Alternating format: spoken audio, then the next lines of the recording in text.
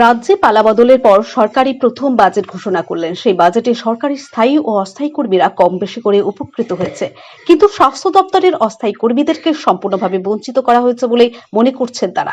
তাই আজকে বাঁকুড়া জেলার স্বাস্থ্য দপ্তরের অস্থায়ী কর্মীরা জেলার মুখ্য স্বাস্থ্য আধিকারিকের কাছে ডেপুটেশন জমা দেন।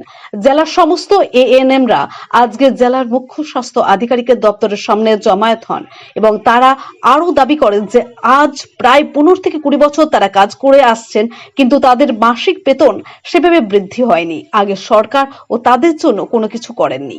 তাই বর্তমান সরকার নির্বাচনের আগে অনেক প্রতিশ্রুতি দিয়েছিলেন যে তারা ক্ষমতা এলে সরকার স্থায়ী ও অস্থায়ী কর্মীদের কথা ভাববেন, কিন্তু বাজেট ঘোষণার পর দেখা গেল যে সরকার সকলের কথা চিন্তা করলেও তাদের কথা ভাবেনি। তাই তারা দিশেহারা হয়ে পড়েছেন।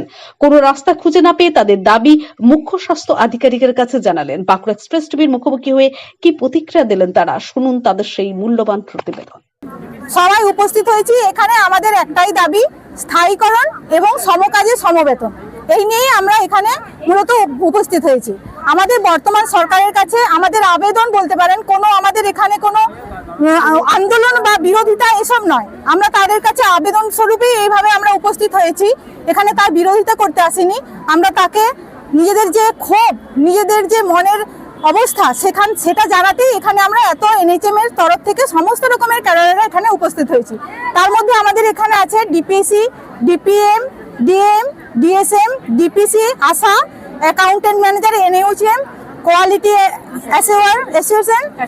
Assurance, NVPDC, NPCB, NCD, BAM, EA, BPC, ASHA, CHA, PMW, NRC, CHO, BPHM, epidemiologist, BDM, LC and MC, RBSK MO, LT lab technician. এগুলো সব হচ্ছে আমাদের ডাটা, মানে আমাদের এই যে এনএচএম আছে সেই এনএচএম এর বিভিন্ন রকমের ক্যাডারার। সেই এখান থেকে আমরা সবাই মিলে আমরা হতাশ হয়েছি। এখানে যে এই যে বাজেট পেশ হলো, সেই বাজেটে আমাদের এই যে এতগুলো মানুষ, এদের জন্য কোনো রকম কোনো ইয়ে থাকেনি। সেই জন্য আমরা এই যে এগুলো সব হচ্ছে স্বাস্থ্য ডিপার্টমেন্টের, যতগুলো আছে এখানে সবই হচ্ছে স্বাস্থ্য ডিপার্টমেন্টের। আমরা এই স্বাস্থ্য ডিপার্টমেন্টটাকে আমরাই সবাই মিলেই ধরে রেখেছি। কেউ একজন ধরে রাখেনি, সবাই মিলেই ধরে রেখেছে। আমাদের নিজেদের পাশের চেয়ার, আমার নিচের চেয়ার উঁচু হয়ে গেল, আমার আগের চেয়ার উঁচু হয়ে গেল, আমরা মাঝের চেয়ার আরো নিচু হতে হতে হতে আরো নিচু হয়ে গেলাম। এটাই আমাদের অভিযোগ, আমাদের ভীষণ কষ্টের জায়গা। এবং সেই জন্য আমরা সরকারের কাছে আবেদন, আমাদের নিয়ে ভাবা হোক এবং আমাদেরকে ন্যায্য অধিকার দেওয়া হোক, সমকাজী সমবেতন বা আমাদের পার্মানেন্ট স্থায়ীকরণ করা হোক। এটাই আমাদের মূল দাবি।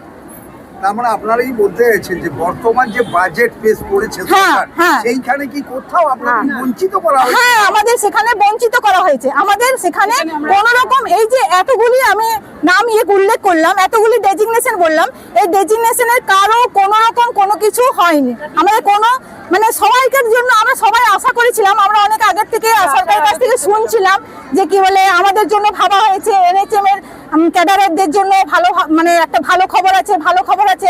বাজেট পেশ হওয়ার পরে আমরা এমন ভাবে মুখ থুবড়ে পড়েছি যে আমাদের আর কাজ করার জায়গাটাই আমাদের নষ্ট হয়ে গেছে, আমাদের মানসিকতা, মনোবল সমস্ত কিছুই নষ্ট হয়ে গেছে। আপনার নাম? জিতিকা পাত্র।